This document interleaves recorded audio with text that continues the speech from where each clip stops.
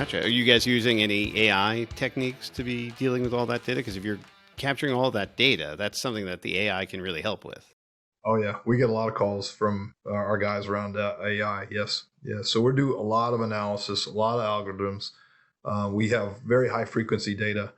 So there's things that we can see in that data that people didn't know about before, and that we're learning, right? And we're using techniques, right? We have a PhD in signal processing that works a lot with what we do. So when you talk about innovation, this kind of gets exciting, Adam. This is where I get pumped up, right?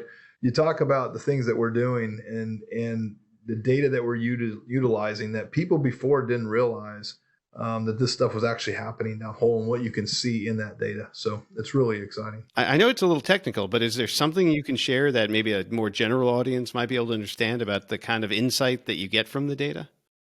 Yeah, so I'll give you a couple examples. One, we get a lot of questions around, or we get a lot of perceptions, right? Well, that operation, whatever operation that is, and this is a simple one, but hey, that thing takes 20 times or 20 minutes, right, to do that operation, right? We get these customer complaints. Well, then we go in and we actually disaggregate all that data, bring it down, and tear it apart and look at just that function, whatever that is, right, in the mass of all this other data. And then we show them, well, in actuality, yes, we did have one event that was 20 minutes, but out of 310 times that we did this, that was 20 minutes once, right? The rest of it was, 30 seconds.